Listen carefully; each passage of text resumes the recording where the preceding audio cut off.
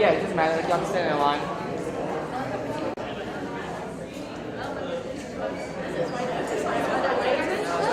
Yeah, it doesn't matter where. I love this shirt.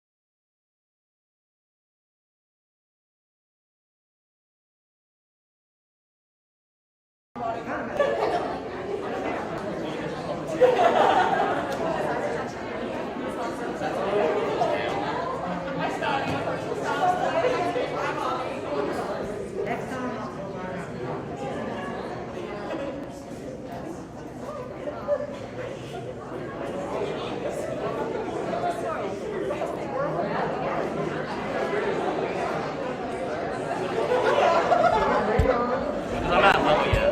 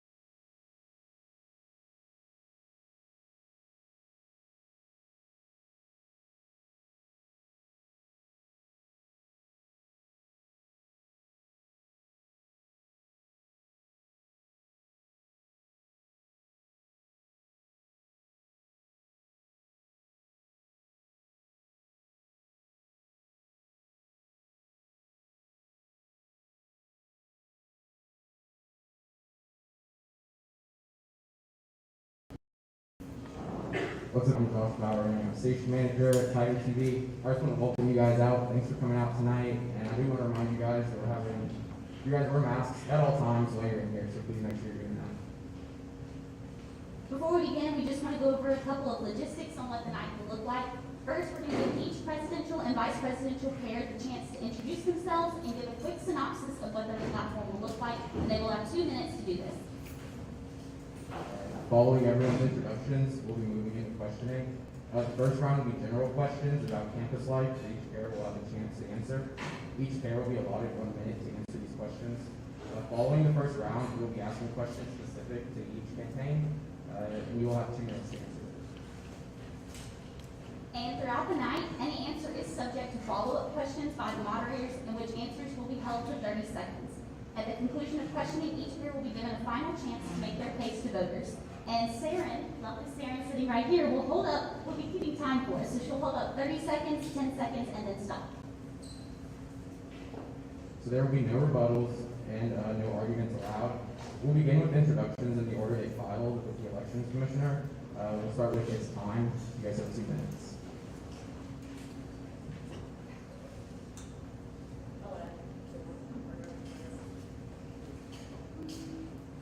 One second.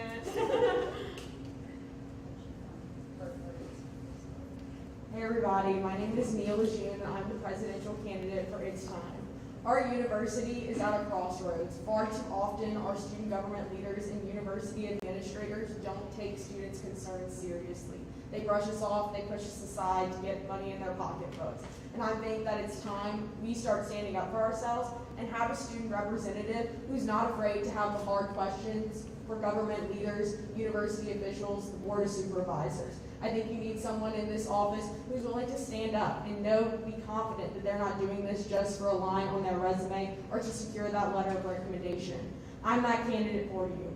I've never run in a student government office before, but I do have a lot of real world experience when it comes to working with the governor, the mayor's office, the Metro Council, various state legislators, and state agencies. And I'm confident that I can be the leader that you know is looking out for your best interests, whether it's with sexual assault advocacy, the Title IX office, civic engagement, sustainability, voter registration, anything that you can think of. I know that Angelina and I are the perfect ticket to represent your needs. Not only do we have me in the office coming in with fresh perspectives and no biases against other people, but we have Angelina coming in with with long-standing traditions and understanding of what student government means to the students. So I'm happy to combine those two perspectives and bring forward a new life to student government. It's time that you guys take control of this university and this campus. The students don't work for LSU. LSU works for the students, and it's time they start to recognize it. Thank you so much for having us here tonight. I'm super excited to answer all of your questions. All right, next we'll have Unity with 2 minutes.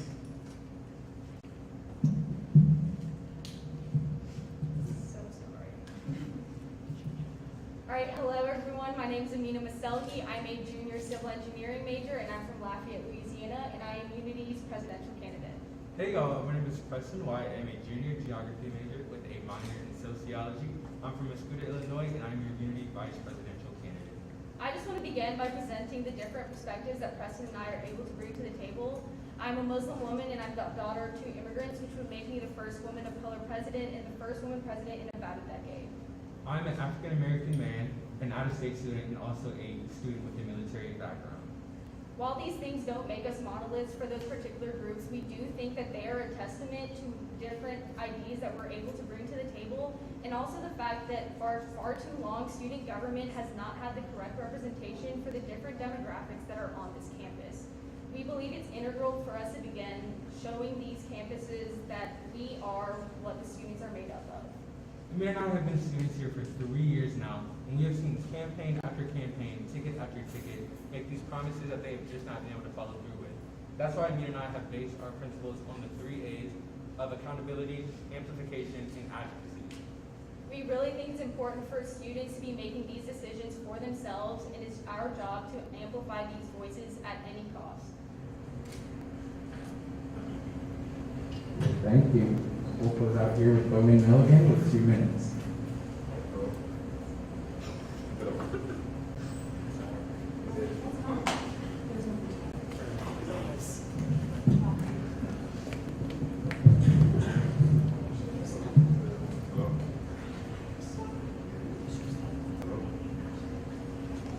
There are lights up here.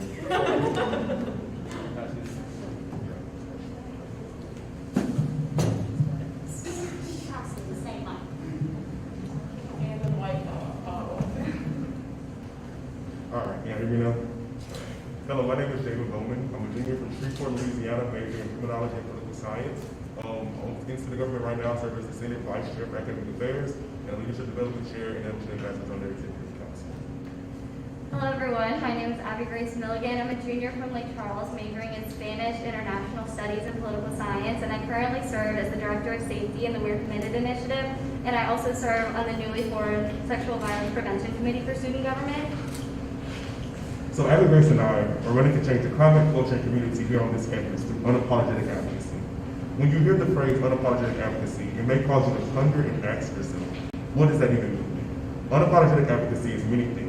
A statement, a catchy phrase, but most importantly, it is a promise. A promise to bring each and every student to the table with us. A promise to amplify voices of students, especially minority students whose voices too often go unheard. A promise to bridge the gap between Louisiana State University, Southern University, and the Baton Rouge community as a whole.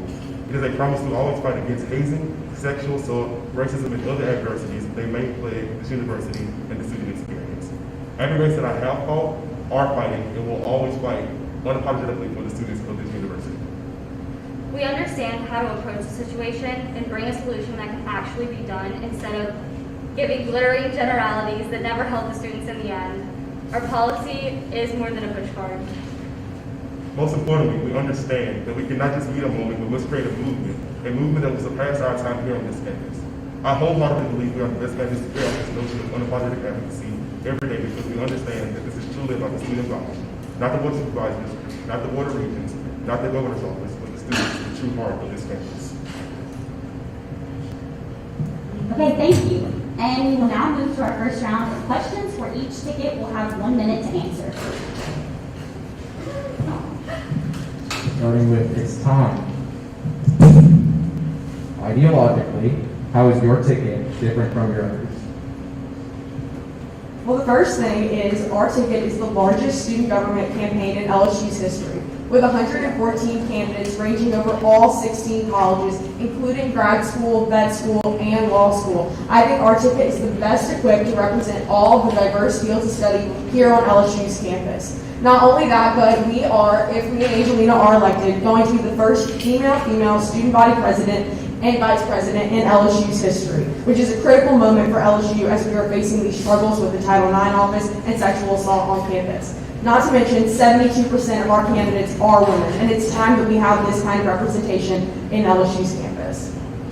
I would also add that Mia's experience in real world government and the things that she can bring to the table and being able to advocate on higher levels in the president's office is vital to the student experience here at LSU. We are controlled by a board that's appointed by the governor, and the state legislature directly affects our funding and the tuition we pay each year. Going to those levels is only going to make things better for the students.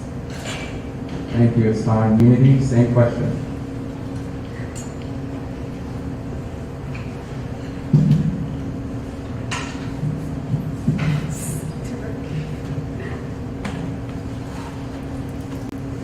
Preston and I, along with our supporters and the students across campus, have been able to create a grassroots organization in sorts with our campaign.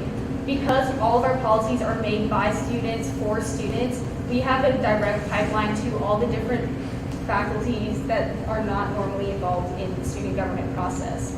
Especially with ranked choice voting, we're able to actually gain traction that normally would not have existed.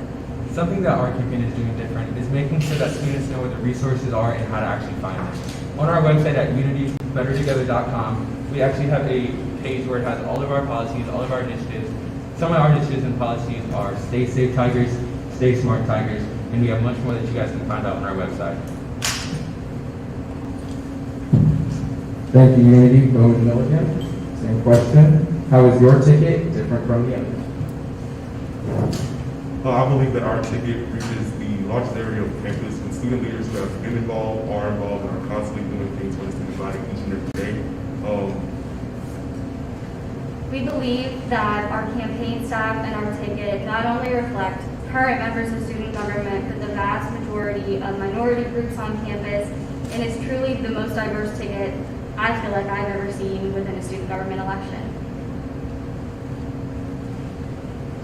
Okay, thank you. The next question, we'll start with Unity. Oh, sorry. We're just going to keep you on your toes tonight. Yeah. So how will your different qualities, backgrounds, and experiences as a presidential and vice presidential candidate combine to serve the student body? So Amina and I, we do have a professional relationship, but we also have a personal relationship. This has given us the opportunity to not only work with each other in ambassadors and other groups like that, we've also been able to see how each other works, see how each other functions under stress, under times of distress and things like that. So I feel like us working together would be a fresh air to student government, saying that we don't have to get history of being in student government. Because we have been knowing each other for such a long period of time, Preston and I are not only capable of holding each other accountable, but we're also able to play off of each other's strengths and weaknesses so that we can accommodate all students, and also saying when the other person is saying something that's wrong. Because it's important that we're not public figures. We're public servants at the end of the day, and it's important that we're holding each other accountable to that degree. Now, Bowman Milligan, same question. How will your different qualities, backgrounds, and experiences as presidential and vice presidential candidates combine to serve the student body? Yeah, so I think one of the most important things is the fact that Abby Grace and I have served some of the same organizations for different organizations. Also, the fact that I am a black man, I have the experience of being a black man and coming into office means I have a more diverse, I would say, aspect of how things can go. I think that I am, by my past and the different organizations that I have been in, we bring in two different perspectives that can come together to create the best solution for the problem that is for us. Yeah, so obviously, both of our experiences within SG and in many of the different committees and organizations within SG is so crucial to being able to advocate for the students. Me personally, I have a history of being a Greek life as a member of Kappa Delta, and I'm also serving on PhD's Diversity, Equity, and Inclusion Committee, and I'm also president of Order of Omega. So I can confidently say that even though I am in Greek life and that I love Greek life, I'm also very aware of the problems that plague Greek life. And I'm very committed to fixing those problems such as racism and hazing with a no-tolerance policy. And I would like to also add that the fact that every person I have. I'm sorry, your time is up. And finally, it's time.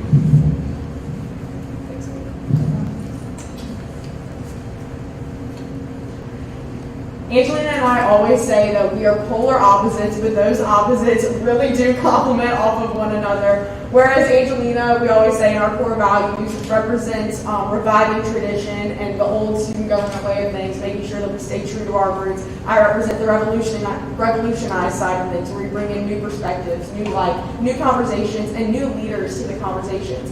And whenever you're experiencing critical fights like funding for higher education and making sure that the Board of Supervisors has more female representation, you need people who are able to be able to bounce off of each other and actually, oppose, but still at the same time work together. And I would say outside of the student government, the organizations that Mia and I both lead, Go Vote for Her and Fighters Against Sexual Assault for Me, exactly meet what our university needs right now. Students need to be civically engaged and need to understand how to vote and when to vote and being to provide them that information. And students need someone who's going to stand up for them with these sexual assault allegations that have happened at our school this year. Thank you. All right, this next question will start with Bowman Logan. How does your previous student leadership position make you and your running mate better candidates in your opposition?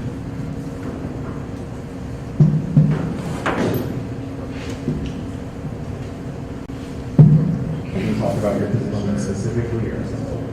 Okay. Yeah, so my past as being the assistant director of the LSU, serving on multiple committees inside of student government, funding committees, Department of Appeals Board, and then my position now as a senator, vice chair of academic affairs, and then also my position in leadership and development and ambassadors translate very well to student body president in the sense that I, one, do know how to lead people effectively so that we get to the best solution possible. Two, my experiences inside of student government has helped me to understand how to actually get solutions solved. A lot of times there are problems brought and we have to figure out where to go. With serving to the government, I have realized where to go to get the situation fixed the quickest. Yeah, I will say, as being a member of SG for 3 years, I've seen what works and what doesn't work, and what has been tried and failed. And as assistant director of Greek outreach last year, I saw our department work tirelessly for NPHC plots all year. I watched Sam Rhodes do that. So we have changed that policy this year. We're bringing something new to the table, like NPHC organizational funding. Thank you. It's time, same question. So I'm coming in with a different perspective in where I haven't worked in student government for the past 3 years, but I think that makes me the perfect candidate to represent you during these challenging times.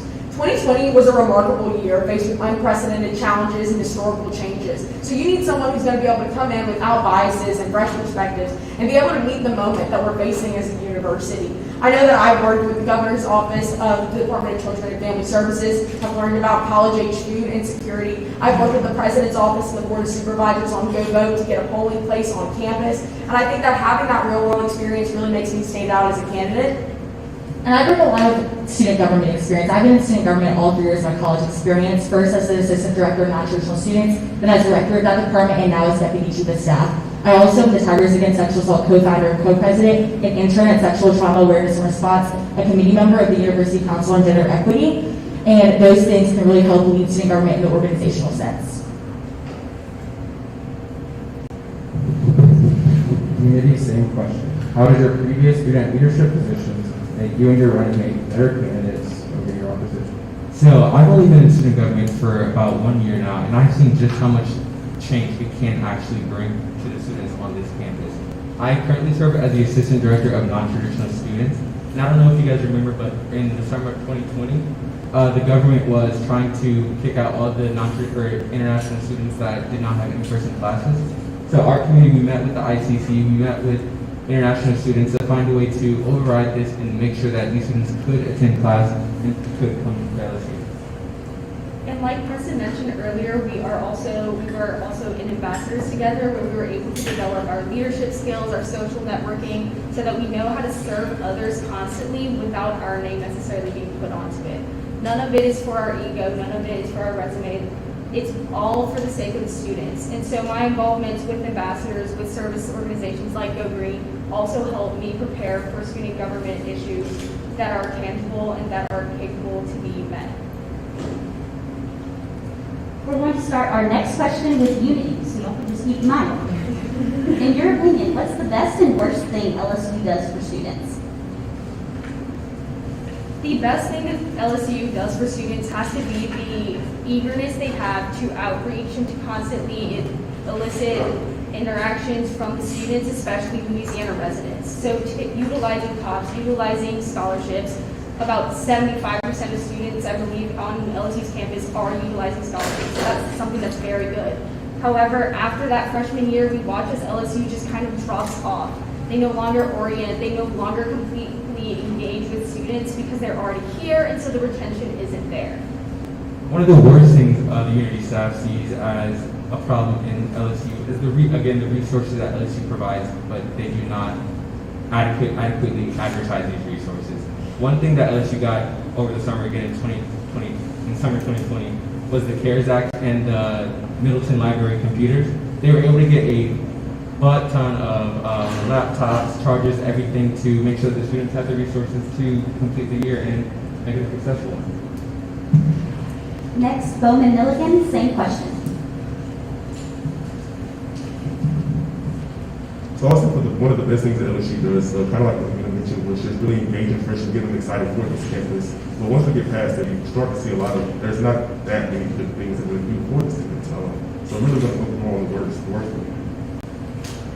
So, as a student from Lake Charles, I watched as a hurricane devastated my hometown, and LSU athletics did more than LSU did for my community.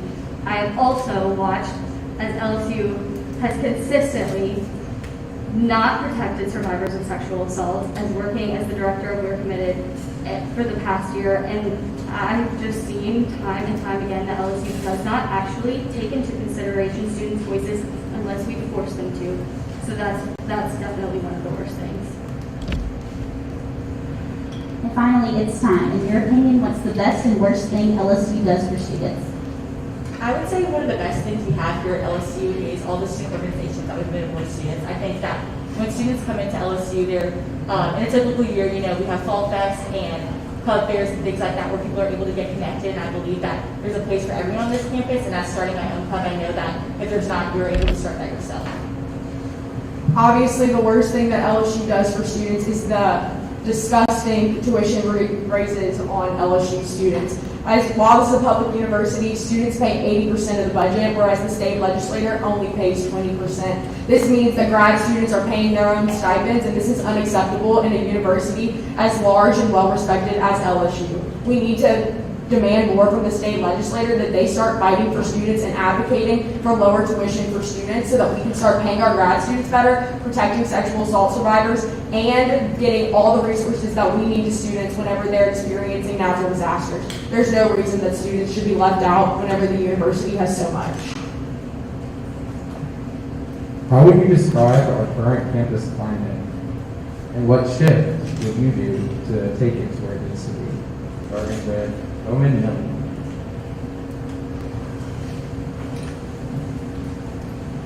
Please repeat the question. Of course. How would you describe the current campus climate? And how would you shift it to where you think it needs to be? So I think our current campus climate is really calling and urging for not only a accountability for administration and sexual assault, but also the current campus climate is calling for an increase in diversity and an increase for students of colors and students of different backgrounds to be joining organizations. So I think one of the ways that we can shift this climate, or I guess keep it the same per se, is by making sure that we are always adding diverse individuals to student government and making sure that they always have a voice and avenue to speak out against what it is that is wrong. And so I would say the worst thing plaguing the climate of LSU obviously deals with sexual assault reform. It's a culture thing. We've all seen that it's a culture thing, and that is not going to happen unless LSU is held accountable. And LSU actually implements the recommendations from the Hush Blackwell report in the way that students want and not the way that administration wants. It's time you guys are next. And I do want to remind the tickets here to speak into the mics. It can be a little hard to hear you guys with the masks on. Also enunciation. Thank you. I would say the current campus climate is absolutely calling for change. Within the President's Office and the Board of Supervisors, we've seen people question, with everything that's been going on surrounding sexual assault on our campus this year, why there's a lack of women on the Board of Supervisors, why the governor appointed it that way. And I've seen through planning the protests in the fall, as well as the sit-in that happened in TASA a few weeks ago, that students are asking us to continue doing these things. They want to be a force to be reckoned with, and I believe that Mia and I can bring that energy into meetings with President Galligan. President Galligan has seen me cry, he's seen me yell, and he knows how I feel about these issues, and he knows that I'm going to continue to hold him accountable no matter what, and he knows Mia will do the same. We're not afraid to be an opposing voice in those situations because we're not looking for a letter of recommendation, or we're not scared of making anyone upset. We've told President Galligan that he can expect us to be completely honest with him if we are in office next year, and he welcomed that. So I think that being honest and being transparent in every meeting that we have and allowing students to give feedback if they want to see any changes is the number one thing that we can do to change this culture. Community.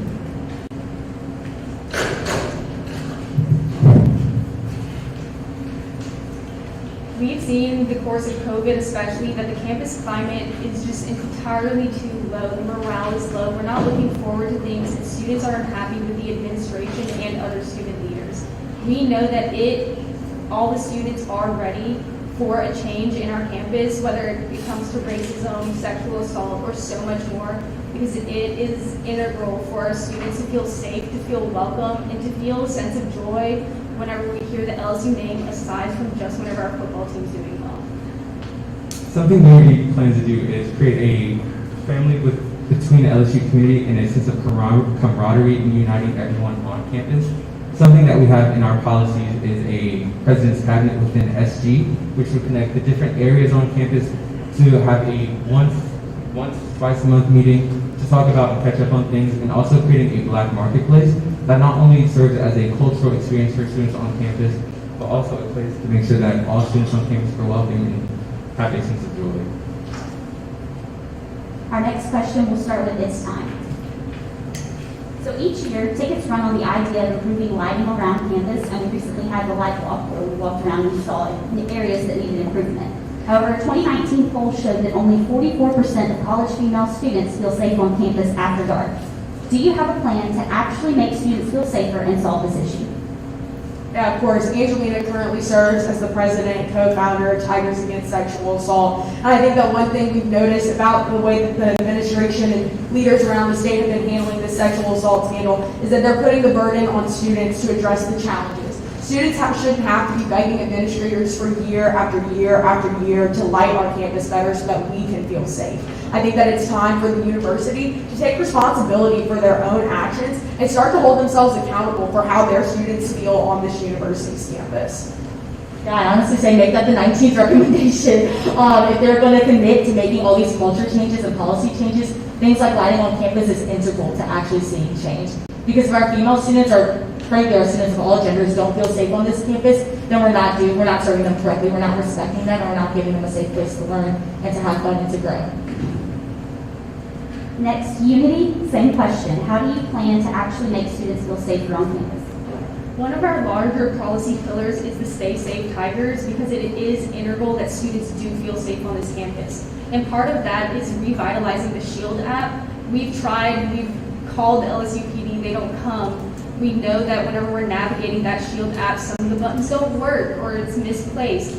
It is important that whenever we're providing students with resources, that they are actually upkept and they're not something that just checks off a box. Because it's not about just saying we fixed what Hush Blackwell recommended, it's about consistently showing up for the students. Another call to action policy Unity has created is the Lock and Key initiative. This initiative gives freshmen and anyone that lives on campus the access to get into any dorm, apartment, or residence hall on campus, but just to the first floor, just to make sure that if you're ever in an emergency or danger, you could always find a safe spot on campus. Finally, Bowman Milligan, how do you plan to improve lighting on campus? Yeah, so as I currently serve as the director of safety, student safety is incredibly important to me. I've attended the light walk this year with President Galligan himself, and we walked around campus.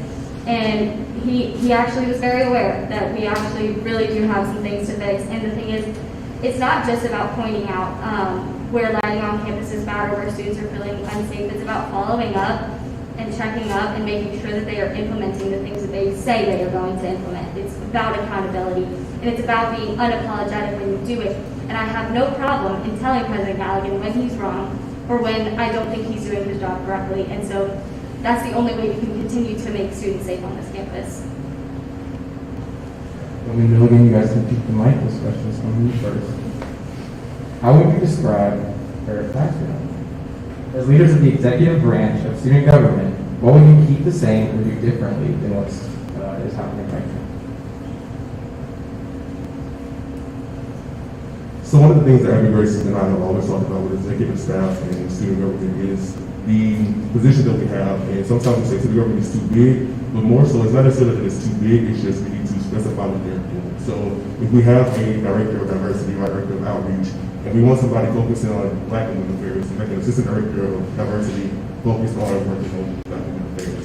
That's a power of the executive charter, and that is a part that we plan on using in restructuring the executive staff. It's just giving them these actual positions that have an actual job they need to accomplish throughout the year.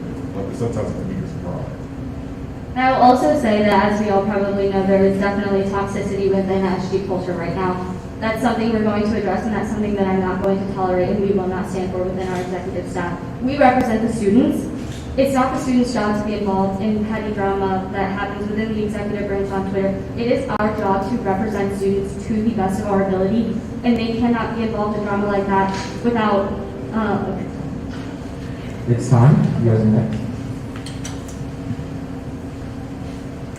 One thing that we want to re-engage on campus and within the executive branch is the president's cabinet. This is something that's been involved in student government and has been part of the charter for years, but presidents haven't used it to its fullest capacity. In fact, I was actually a member of the president's cabinet this year, and I didn't know until late February. So it's time that we actually engage with these student leaders on campus and actually make sure that they are aware that they are part of the cabinet and hear their perspective so that we can make sure we're reaching all corners of campus and all ways of life on campus, making sure that we know their needs and address them. Also, Angelina, as the vice president, wants to address the college council. Yes, I think college council sometimes gets a bad reputation within internal student government members.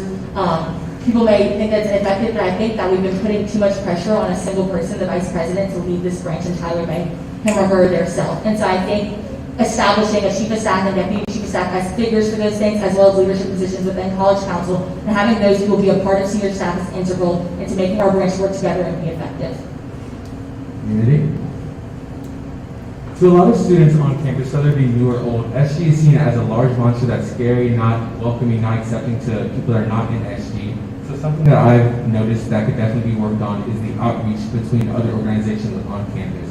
Being able to go to these clubs and organizations and show SG face, show them that we are welcoming, we are here for their voices, we are here for them is just the first step. I'm just making sure people know about SG and how welcoming and inclusive it is. Just like me and Jamin have pointed out, it is important that we restructure our executive branch so that all students are able to engage in a way that is tangible. Because we have these positions where students have things that they should be doing in theory, but there's not direct delegation and there's not accountability whenever those things fall through. So it's important to have that sort of transparency with other members of SG so they're not curious what happened to the money, so they're not curious about what happened to this initiative. And we're constantly holding each other accountable to the highest degree. Next, we'll move to It's Time. Can each ticket name one or two initiatives that your ticket Senate candidate currently has? Sure, so right now one of our candidates is actually working on a bill, or was working on a bill to have funding for MPHC pods on LSU's campus. That's something that's been in the works for a long time, and Senator Craddock was working on that for a long time, making sure that we address those needs and get funding for those critical parts of our MPHC communities. And then another thing that that our current senator is working on is, okay, cool. I was making sure that sounded like a weird question. Senate candidates, yeah. Yeah, and then another thing that our Senate candidates are working on is making sure that that Greek life recruitment doesn't happen in the first week of school. Next, we're moving to Unity. Same question. We know that similarly to what Mia was brought up, the NPHC pods were a big point of contention. They were something that we thought we were doing for Black students. However, Black student leaders have spoken, and that's not what they want. They don't want this tokenism. They don't want to continue doing step show in the same capacity. They want to be able to jumpstart their own movements because they have the power and the ability to do so. And what they need is the funding so that they can put on events, the manpower so they can operate it at their full capacity. And so having this President's Cabinet and having this joint work with Senate, we can give them that funding, and we can also make sure that we are constantly providing the resources that student leaders need. So we have candidates on our staff as a whole, like for multiple things such as, like Amina was saying, the PhD plots, like seeing how that's not what they wanted. They want more so a strong funding base so they can put on their own events and their own initiatives. And we have students who are right now working to help degrees to get them back, back recruitment, back people before school. We have students and candidates now who are actively working at Southern University to bridge that gap between the two campuses. So we have many policies on our push card and many policies we have as a campaign that are currently being worked on right here, right now. And one thing that we hope to see from our Senate candidates and that they're working on right now for the future is professor-student accountability. So that includes holding professors to a higher standard that students are expected to be at, which means responding to emails within 48 hours, which means posting grades every 2 weeks so that they're actually visible on Google. That means banning third-party platforms like ProctorU and Top Hat, which are already accessible on Google. Starting with unity. If elected, what's the first thing you'll do when you take office? I'm sure you guys have heard this a lot, but the President's Cabinet is something that we want to capitalize on as soon as we get in. That means coordinating with the presidents of other organizations and also with Southern University, with these other schools, so that students are getting the full reach of what is offered to them. And so whether that's a campus calendar so that students constantly know what's going on or what exists rather than always having to go to a campus involvement fair, we think it's important that students know what resources exist for them, and the best way we can do that for them is by making sure that we are also in the know. So like I mentioned earlier, we have the 3 A's of accessibility, accountability, and advocacy. In our first days of office, we hope to join with these different groups and organizations on campus to help advocate and amplify their movements and their voices, because again, this is our campus, this is our community. We want them to strive just as much as we want anyone else to strive. So I think the quickest initiative that we'll accomplish is we're going to be establishing the Intercampus Relations Committee so that we can start our work with Southern University and bridge these campuses together that will overall enhance the student experience, not only just the Black student experience, but students as a whole, as a good culture for them. We will also, one of the first things we'll be doing is establishing a culture in SG of bringing every student to the table with us. We've said time and time again that we cannot advocate for students by ourselves. We have to bring students to the table with us so that they can use their voices and so we can amplify those voices and keep the fight going. And then another committee that we will immediately begin on, like he was kind of saying, is our Civic Engagement Committee.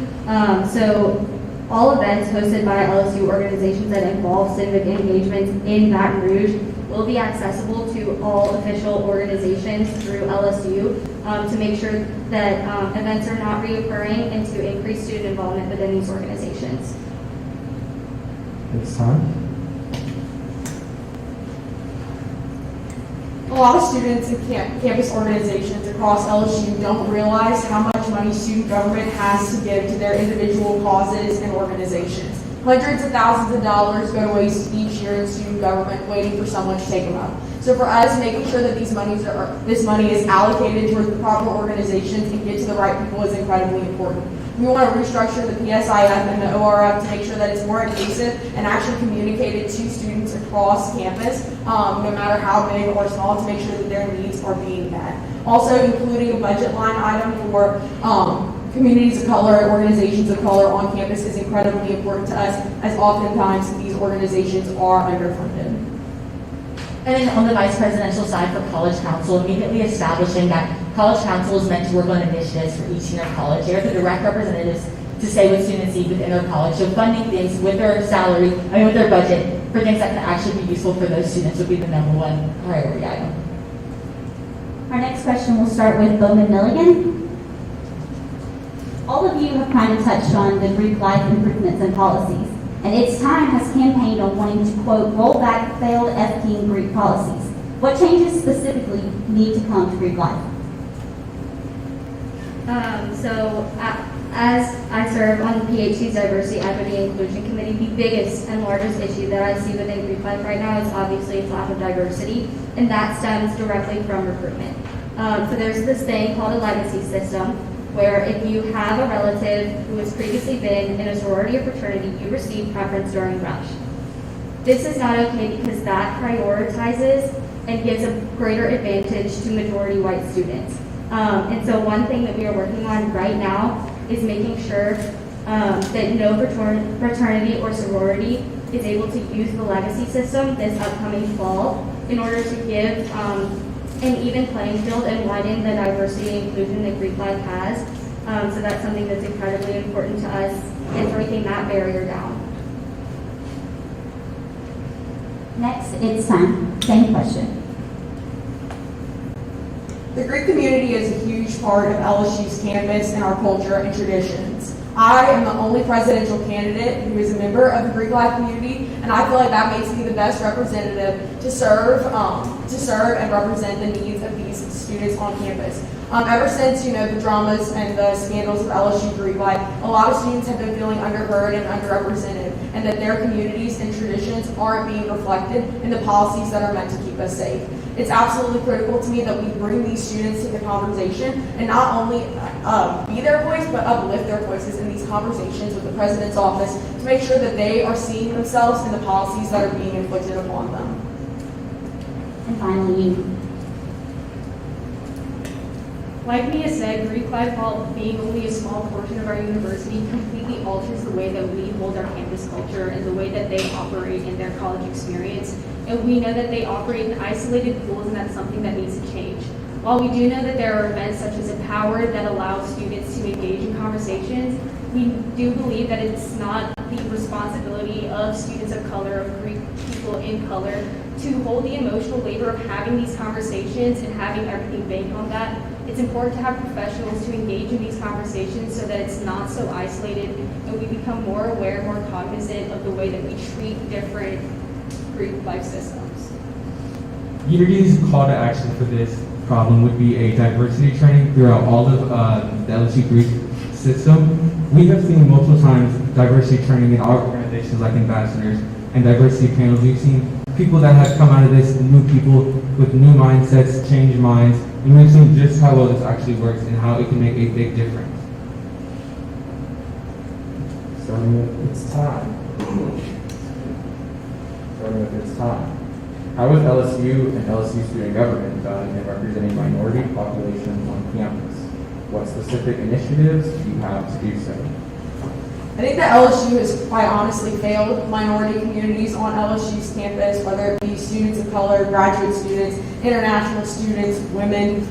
In general, I feel like it's failed all of them. And I think that LSU can do so much more to step up and to serve these communities better. I think that, whenever it comes to being the student body president, the number one responsibility is to be an advocate and to be a representative. And so being able to have someone go into these conversations with the governor's office, the state capitol, the president's office, and the board of supervisors, and speak clearly and firmly with them is incredibly important. I think one community especially that our university has failed is the LGBTQ plus community. I think requiring the Department of Outreach to, of course, attend meetings for every organization on campus if possible and get student government saying what we can do for them out there. Prioritizing minority organizations for Black students, Hispanic students, and LGBTQ plus is absolutely vital. Community, same question. We believe that it is our diverse peers and our diverse students that completely revolutionize our college experience. And so it is very important for us to make sure that these voices are heard, not only whenever there's something wrong, but whenever there's something positive happening. While this past summer we saw all of these students of color come out the woodwork, some people's Instagram pages, it's important that we uplift their voices and their experiences all the time. So whether it's through our Black Marketplace or through creating platforms for students to share their experiences, such as a Black at LSU Instagram or a Jewish at LSU Instagram, so that people can create coalitions where they're able to air out their stories without fear of consequence, so that we can best improve based off what students want. I mentioned earlier student government going to these other organizations and being able to show face and being able to represent just how diverse and how well student government is. So being able to be an example in student government to these other organizations is just the first step to making sure that we welcome everyone and we are able to have a diverse student government. Milligan? So when it comes to health and diversity, many problems we have on this campus is because our administration is so reactive to things instead of being proactive. And so after Grace and I, when we came to this position, we were thinking about how diversity is something that we need, that is very important. And so we chose our staff, we chose people who were from very diverse backgrounds in all parts of this campus. And we use students like this and students like of our whole entire ticket to bring that energy and that mindset to the executive staff, into positions of power, positions of power, because essentially, again, it's just viewed as a ploy, but these diverse students do revolutionize and make this experience on campus so much more and so much better. And I would say that David and I have served on PSIF, he has served on ORF. Frankly, that doesn't do enough. We have students who come to us once a year for funding and then we never see them again. It's about bringing them in, giving them all of the resources that we have, and then keeping them there to continue those conversations and continue to bridge those gaps in order to better their LSU experience. Thank you. Okay, so that concludes our first round of questions. Before we move to the second round, we do want to give the candidates a brief 2-minute break to grab water, rest your voice, do whatever you need to do.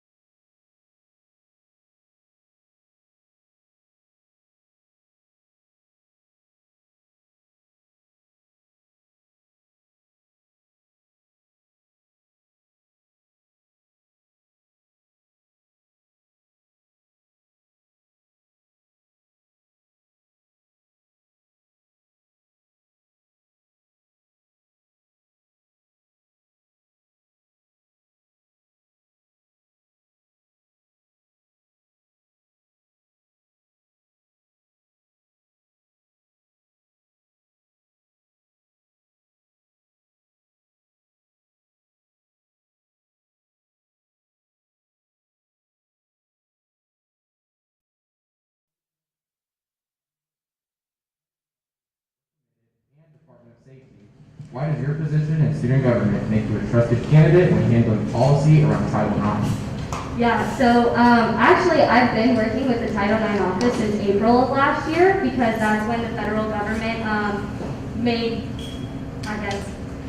they reformed the Title IX in ways that a lot of students were not pleased with. So I've been working directly with the Title IX coordinator, Jenny Stewart, since April of last year. Before, obviously, the Hush Blackwell report came out, I was working in my position to better inform students of the resources that are available, and to try to clear up any confusion on the reporting process or what Title IX actually does for students. Since then, within the aftermath of Hush Blackwell, I have worked day and night tirelessly along with Angelina to reform sexual assault on this campus. We are not satisfied with what LSU has done up to this point. We are not satisfied with the way LSU obviously has handled many of these things. Even just in the past few weeks and months, they've made many decisions without us, and that is simply not acceptable, and that's something that I will no longer stand for. It's very important that LSU implement these recommendations with knowledge from the students and what students want to see changed in regards to Title IX and the entire reporting process and just the entire culture that LSU has. And so I believe I'm incredibly knowledgeable, I'm incredibly informed, and I'm not afraid to take these issues to administration and make sure that they hear what students have to say. Thank you. It's time. This next question is for you.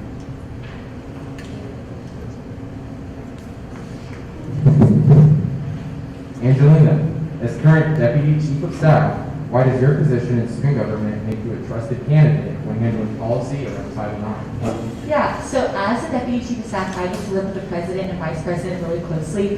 And actually, it's funny, in the beginning of the semester, over the summer, I was the Vice Presidential Executive Assistant. So I was able to help Hannah with College Council, able to help her kind of set the culture in College Council that she's available to always answer questions from students and from College Council members. And so I got that experience. So now as Deputy Chief of Staff, I learned so much about student government that I didn't even know existed before. I was able to sit in on meetings with the Chief of Staff, myself, President, Vice President, and both of their senior advisors weekly, where we talk about what's going on in the campus community, what's going on in student government, and how we can fix those things. And so having that internal student government experiences in one of the higher up positions of the executive branch equips me to be able to set vision and culture for next year and leading the executive branch alongside Mia. Being able to say that, I've seen what's worked, I've worked very closely with the previous administration, but I've also had ideas that can be better, and that's not the fault of any one person, but we always have place to improve. And so I think my experience in that position specifically allows me and Mia to be able to run the executive branch effectively, to bring new things,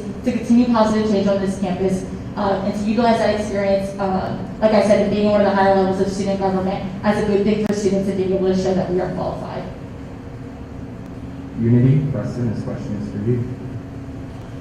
Preston, as Assistant Director of Non-Traditional Students, why does your current position in student government make you a trusted candidate in handling policy surrounding Title IX? So like I said earlier, I've been in student government for about a year now, and like I mentioned earlier, in the summer of 2020, we met with the ICC, we met with student government officials like Stone and Hannah to find ways to work this out and work this problem out to make sure that all LSU students, whether it be from abroad or domestic, could come to LSU and have a great year.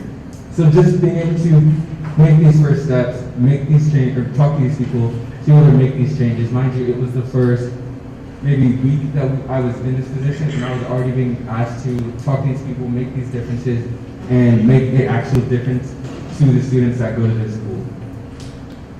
Thank you. This next question is for Bowman Milligan. Last semester, there was a bill in the Senate that would have required all student organizations leadership to complete sexual assault training to be eligible for student government funding. It was vetoed by current President Stone Cox and one of your competitors. Jaden, now that you're in Senate, how would you have voted on that bill? So voting on the bill, and the reason that it failed was essentially because it is our voting on the bill, and the reason it was failed is because it is already extremely hard for students to get money from student government, and so I do understand why it was voted down. However, when it comes down to implementing sexual assault training, the thing that we should have been talking about is what training is actually good enough that will actually influence the students and actually help change the culture. we see that we have trainings time and time every year that really doesn't do anything to help anything. We have diversity training, but still yet we still have racism going around our rampant on campus. We have training about bystander intervention, but yet we see somebody and we say nothing. So instead of just trying to put in place a new, quick training regimen for sexual assault, we should have instead been thinking about ways that will actually influence and change the culture behind sexual assault. So as far as voting on the being on the legislation, I wouldn't have to be here. And if I was able to vote for it in the Senate, I would probably vote for it. However, I will say that I do understand why I'm voting it down. Because it is not the government's money, it's not the government's job to constrain the money of students and put on more barriers to make it harder and harder to access that money. And Angelina, why did you veto the bill? Absolutely. So the initiative that was in question was something I had actually worked on with the authors of the bill beforehand, and we had a grave miscommunication. I've spoken to all three of the authors since then, and all three of them are actually running on our ticket with us. And so I think that shows the power of extending an olive branch and really fixing, like Abby Grace mentioned earlier, the toxic relationship between different branches of student government that exists right now. Through one-on-one conversations and personal connections, I was able to reconnect with these people and talk about what went wrong, and now it's something that we're able to reflect on and know how to improve in the future and work together. So a lack of communication was definitely the biggest thing there, and not understanding really how different branches should interact with each other in a polite manner. And so while I'm always here because I serve in the executive branch to assist President Simcox and everything that he wishes to carry out, I also could have been better in communicating in individual and personal conversations with those people. And so I'm so thankful for the conversations we've had since then. I'm thankful that they chose to run our ticket because they believe in me and I, and they know that that one situation is not the end all be all, and that we're going to be able to work together to make more effective trainings in the future. And as a follow-up question, can you explain specifically what the miscommunication was? Yeah, for sure. So what happened was I went to a meeting with Campus Life and some of the authors of the bill about making sexual assault training mandatory for all organizations outside of student government funding. And then what happened was Campus Life basically told us no, which I think, looking back, that should have been something we advocated for, more strongly. But so the compromise was doing the organization funding thing. And at first I thought it was a great idea. After speaking with Stone, he pointed out that these are student fees, and like Javen said, students are already having a hard time getting access to them. So from there, I believe that the bill was never going to be written, but they believed that the bill was going to be written. So it was just a great, we didn't know what was going on, and we never communicated after I expressed Stone's concerns about the bill. Thank you. And Unity, would you have vetoed or passed the bill? I am feel very similarly as Javen. I do understand the reasons for why it was passed the way it was, but I probably would have done the same thing as Javen, just because it is very important for students, whether we're starting at this baseline, whether it's creating this culture that if you want more, then you have to also give more, but we could hopefully extend from that area. I do, however, also believe that with what happened, it is important where we talk about SG transparency. Because immediately after this happened, we saw a deep post on Twitter, we saw all these conversations, and it isn't until today that Angelina is able to voice her perspective and what went wrong, and we never have those conversations. We're quick to post what happened, and we're quick to say, well, I'm absolved of what happened, and look at what this person did. So it's important to engage in these conversations and quickly follow up. Once you saw that students were upset, we should have taken the responsibility to move forward and explain what happened and what our next course of action was. This next question is for all three tickets. We'll start with this time. On February 11th, at Lock LSU on Twitter released an article titled "The Story No One Wants to Hear," which floated the idea of a secret organization that would back certain candidates in student government elections. Is there any merit to this claim? If so, are any of you in or backed by Lock? So, as a woman, I'm not allowed to be in this secret society known as GLOC, but I do think that it's something that does exist on our campus and that we should not stand for or tolerate here at LSU. Everybody should be allowed to participate in student government. Everyone should be allowed to feel valued and heard on this campus, whether they are male or female. It should not matter how you identify, but how you lead. And I think that series and societies like Block definitely hide that from students and create a lack of transparency and accountability among students. I am not a member of Block, nor will I ever will be, but I condemn that organization wholeheartedly. I've heard about Block many times in my 3 years in student government, and it was always an extremely frustrating thing to me. Until this year, I wasn't sure if it was real or not, but I heard from many members of the current administration about the legitimacy of what those claims that have been made against this supposed secret society. And again, as Mia said, we're women, so we wouldn't be in it, but I think that anything that happens in the dark isn't for the betterment of the students. If you have to hide it and you're not bringing it into the light, you're doing it for reasons that are not to change this university for the better, and you should be ashamed of that. Unity, same question. Similarly to me and Angelina, because I'm a woman, I cannot be in Block, and so I have no affiliation, I have no interest in it, quite frankly. But however, it is from my understanding that this is some student-led, student advocating thing where student leaders from across campus are represented and have these discussions. However, if this is such a good thing, we can have that out in the open. There is no downside to having more engaging conversations. I know other schools have these kinds of organizations where they elect students who are high achievers on campus and they create an organization, and it's public because it's a good thing. And so having these secret organizations, whether they give you money or not, is not a good thing. And I believe that taking active steps to combat that with things like ranked choice voting is very important in evening out the line.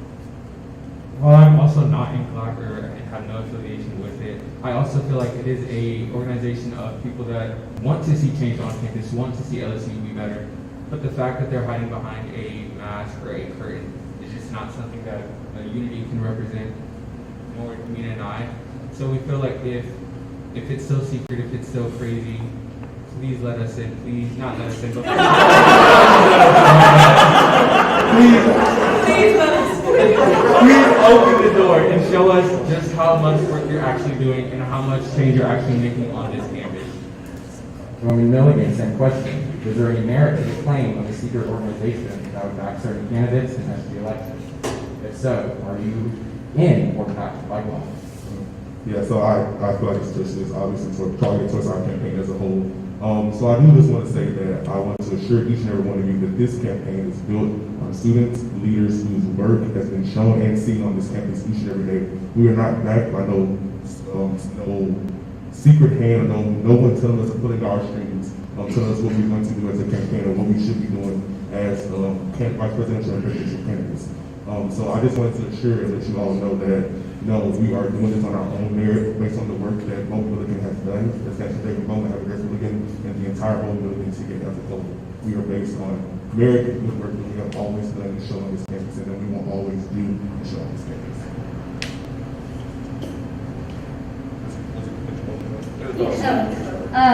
I was just going to say, allow me to follow the female candidate. Obviously, I am not in Block. If it does exist, I have no knowledge of it existing, and I would rather place my trust in facts and not rumors, which David and I have proven time and time again. And like David said, we are running of our own accord. I won't let anyone tell me what to do, so I definitely wouldn't let a stupid secret organization of men tell me what to do. Plain and simple, I'm sorry. Thank you. The next question is for It's Time.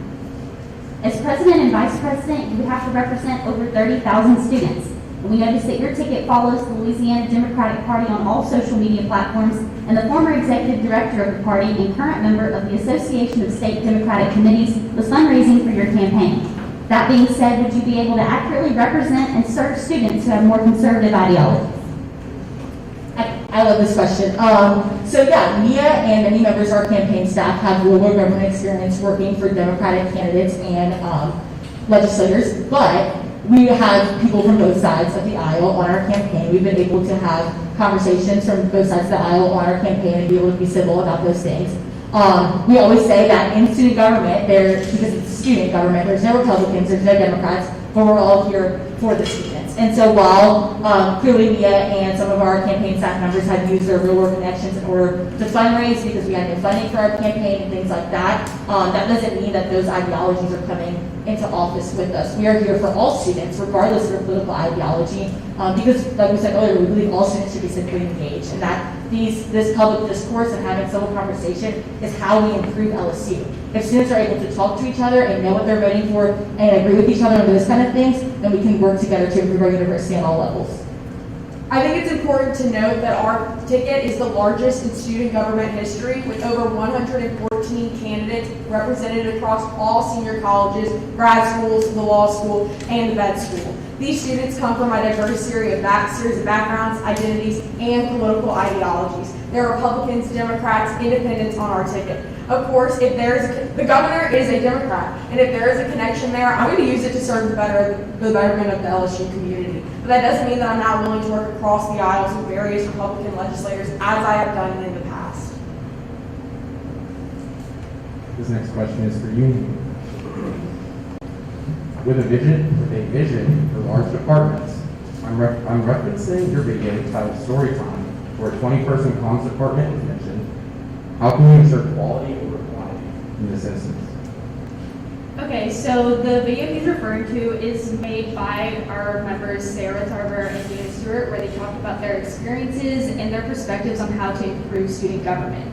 They offered their insights based off of their personal experiences and what they believe is effective. And while 20 might not exactly be the number of the comms department, we do believe that it is important to begin this extension and have more intentional selections whenever we're deciding for our departments. Similarly to what Javen brought up previously, we do need to have more delegation and more specific roles for these students so that we're not having a 20-person comms department just for fun. You're having a 20-person comms department so that one person is constantly engaging with these other branches, so that one person is always engaging with students of color, etc. Because we have seen time and time again, people get caught up in the bureaucracy because there's not somebody for that. We don't know where to go. Well, having these departments have very specific organizational alliances, we can have someone to go to always, and there's always a way to find that. Thank you. The next question is for all three tickets, and we'll start with Bowman Milligan. What are the biggest strengths and weaknesses of your opposing tickets? You want to answer about each ticket? Yes. And you have 2 minutes. So I would say for Unity, I think one of the biggest strengths they have is how personal they are and how they really do listen to each and every student on this campus and want to bring like that new perspective to student government. However, I think one of the weaknesses of the ticket would be maybe just their lack of understanding or lack of knowing student government. Overall, I think it's like one of the biggest lacks. And then for its time, I think that their passion for wanting to make a great change is very, very, it's one of their biggest strengths. They're very passionate, very easy to talk to, very personable. I think one of the biggest weaknesses is trying to make the government a political entity in a sense. I think that there's a reason that we focus on the student body and focusing too much on government politics can cause a divide in an organization that should never get political in any sense or any fashion.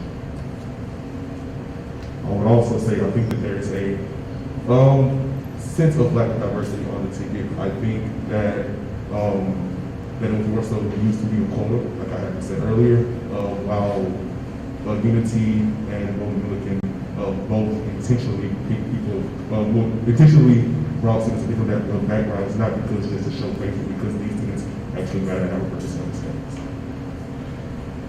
It's time. Same question. Yeah, just to address that little side comment there, I think that the It's Time ticket is an incredibly diverse ticket full of incredibly hardworking individuals, and not a single one of them was chosen to meet a quota, but they were chosen because of their passion for LSU and this community, and that's as simple as that. Their dedication to this ticket speaks for itself, and so I'll have none of that. One thing that I'm really proud of my opponents for Unity is their willingness to work with other people. Also, Preston never fails to make me giggle, and so I'm just very happy to have gotten to get them in this competition. I was a little disappointed in their last night's video being so critical and harsh of the current student government administration in light of their promises asking for more unity and cohesion between the tickets.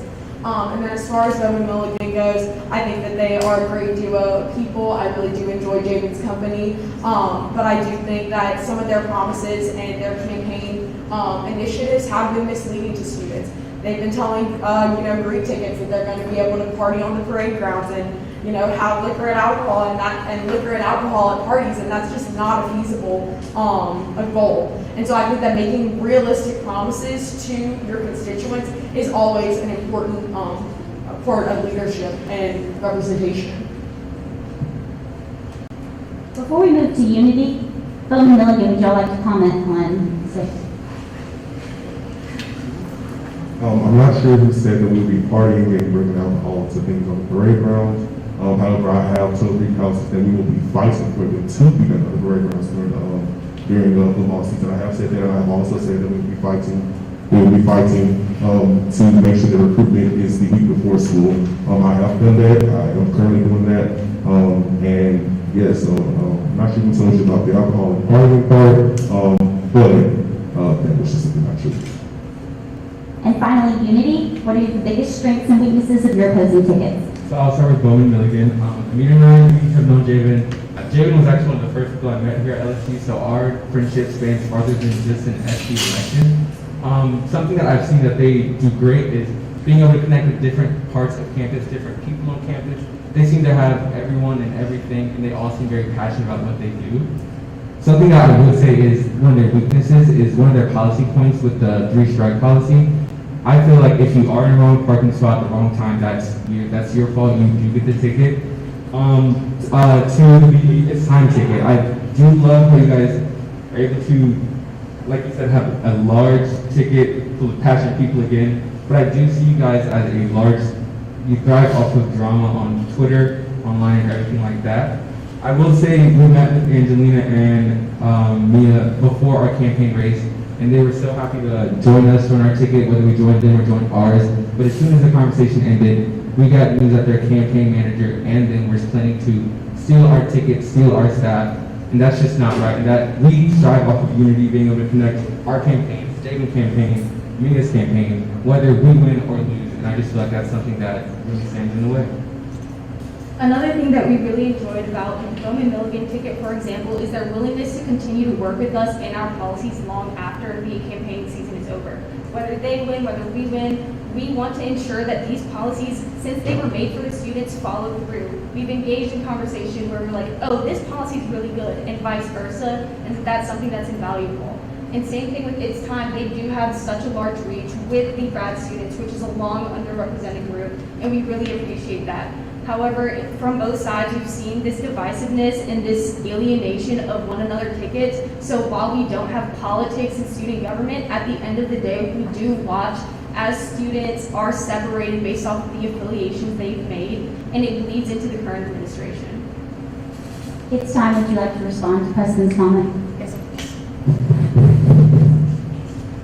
Yeah, I'll say I don't know where the stealing campaigns that came from. I know I have members of your staff who I was friends with from high school and prior to the campaign, and I told them I was running. They told me they want your ticket. We met with them to give our pitch, because especially right to is good, and we want to be able to have connections with all campaigns. And so that might have been misconstrued. I'm sorry if it was, but I believe that we are, like you said, open to all students who want to hear it. If we're elected, of course, the voices of all students, each of you in this room, are important to us. And so, also the Twitter comment, I would say that one tweet that was made by a staff member does not reflect, it was made on our campaign account, does not reflect the complete attitude of our campaign. I would say, especially with some of the blatant lies that were said in the video you guys published today, that telling us that we have a nasty character isn't exactly fair. So. I would just say that no ticket member or staff member was stolen from any other campaign. Everyone that we have conversation with is invited to join this ticket that we feel is historic and meets the moment. I didn't see that. I don't see that as stealing or campaign hoarding. It's definitely just making sure that students know the options for them and making sure that they find the campaign that best suits and represents their needs. As far as any Twitter comments that may have been made, this is a campaign. We're allowed to have disagreements and be able to air grievances and concerns with other people's inabilities. And I think that that was reflected in our tweet. And I'm, hopeful that we can have hard conversations with one another, but remain respectful. And I think that we were able to do that, and I'm hopeful we can do it again in a setting where we're actually fighting for policy change. Thank you, tickets. With that brings a close to our questioning. I'd like to start with the It's Time ticket on a 2-minute closing remarks. You guys, thank you so much for this incredible experience. Being able to talk with you guys and have these conversations with our opponents has been an enlightening experience, and it's definitely been a blessing. I think this ticket, as we said time and time again, is historic. We have 72% of our candidates are females represented. It's time that we have this representation on campus. It's time that we have accountability from government leaders and from university administrators. It's time that it's just us bickering with one another, and that we take it to the people who are actually making the decisions, who are actually spending money, writing the checks, and addressing the concerns of students. Because for far too long, so many students have been ignored. Whether it's women, communities of colors, graduate students, international students, somebody has felt ignored on campus, and it's the role of student government to do more. It's our duty to care. I firmly believe that Angelina and I can do that. I believe that we are the ticket that meets the moment that we are facing as a university, and I believe that we are the best ticket to represent and serve the community. Yeah, I would say that it's time to get rid of secret societies on campus. It's time for women in office. And since we haven't had a female student body president since 2007, I just want to commend Mia and Amina for being able to stand up and run for this position. I also want to thank everyone who's watching, as well as with our opponents. You guys know that we're always here to chat. We've had many conversations throughout this duration of this campaign, and we hope to keep doing that through Wednesday and beyond. So yeah, thanks everyone. Community. I just want to begin by thanking Tiger TV for hosting this event, to these other tickets for eliciting such engaging conversation, and especially our staff and supporters both here and at home, because as a grassroots campaign, we are doing things that have never been done before with such traction, and with the new ranked choice voting system, we are actually having a shot at something that normally seems attainable only with money, only with popularity. As we're running off the edge of this election season, it's important to remember that this is not the end of student government being able to help students. This is not the end of holding LSU accountable for the things that they have or have not done. Whether it's Unity ticket sitting in the presidential spot, Bowman Milligan, or It's Time, it's always remember that we are doing this for the students, for this campus. And no matter who's in the presidential spot, we should all be working together to make sure these policies and initiatives go through. We also want to believe that we have made a promise to students not only hold each other accountable, not only hold each other and advocate for them, but to amplify their voices, whether that is critiques of the system or things that are good. And so we don't believe in demonizing any student for expressing their beliefs and their experiences on campus, because they're all valid in continuing to make us a better student government. And honestly, if we cannot take that criticism and move forward, then we cannot really be better together, which is what Press and I so wholly want to happen. Lastly, Bowman Milligan. I will just say that although maybe a lot of the questions here today were centered around student government as an entity specifically, at the end of the day, this is about the students and the students only. We are chosen to represent them, and we can only do that if we bring them in and actually listen to their voices and see what they want to have changed. I truly believe that Jaden and I are the most qualified candidates. We are the most experienced. We are the most prepared.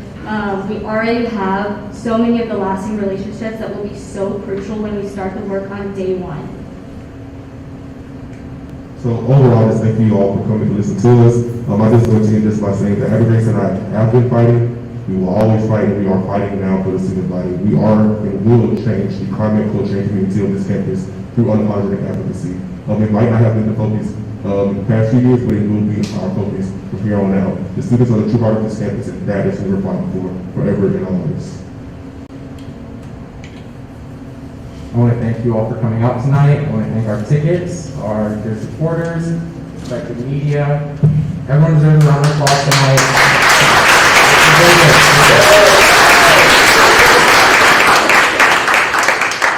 And now that we have heard what the candidates have to say, I would like to extend an invitation to all students to vote in the upcoming election this Wednesday, March 24th, from 12 a.m. to 11:59 p.m. on TigerLink.